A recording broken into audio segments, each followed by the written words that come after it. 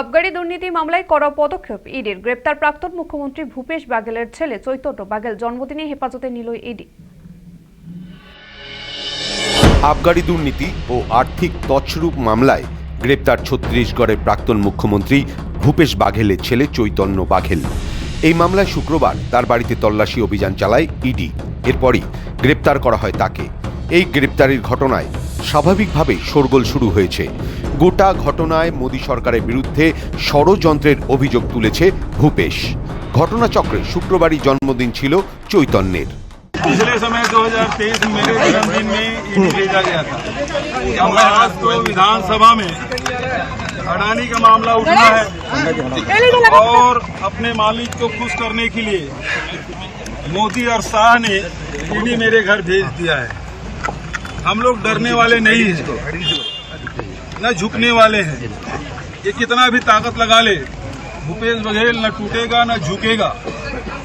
लड़ाई लड़ेंगे, ये सत्य की लड़ाई है।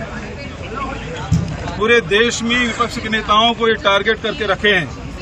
ছত্তিশগড়ে মহাদেব বেটিং অ্যাপ ও আবগারি দুর্নীতি মামলায় দীর্ঘদিন ধরে কেন্দ্রীয় এজেন্সির স্ক্যানারে ছত্তিশগড়ের প্রাক্তন মুখ্যমন্ত্রী।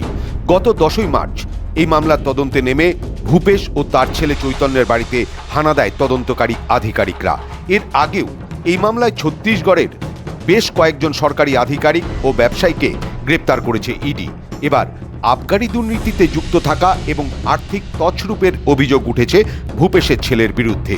ছত্তিশগড়ের দুর্গ জেলায় ভিলাই শহরে তাদের বাড়ি। আর্থিক তছরূপ প্রতিরোধ আইনে সেই বাড়িতে তল্লাশি চালায় কেন্দ্রীয় সংস্থা। জানা গিয়েছে আর্থিক তছরূপ বিরোধী আইনের 19 নম্বর ধারায় চৈতন্যকে গ্রেপ্তার করেছে ইডি। অভিযোগ, বাড়িতে তল্লাশির সময় তিনি ইডি আধিকারিকদের সঙ্গে সহযোগিতা করছিলেন না।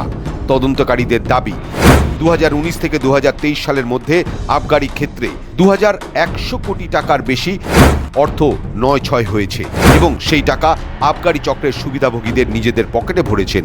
এই দুর্নীতির সঙ্গে রাজ্যের অন্যান্য নেতা, সরকারি কর্মীদের পাশাপাশি ভূপেশ ও তার ছেলেও যুক্ত রয়েছে বলে সন্দেহ ছিল ইডি আধিকারিকদের। এদিকে ছেলের গ্রেপ্তারির খবর সামনে আসায় মোদী সরকার ও কেন্দ্রীয় এজেন্সির বিরুদ্ধে ফুঁসে উঠেছেন প্রাক্তন মুখ্যমন্ত্রী ভূপেশ বাঘেল। ব্যুরো রিপোর্ট, সময়, কলকাতা।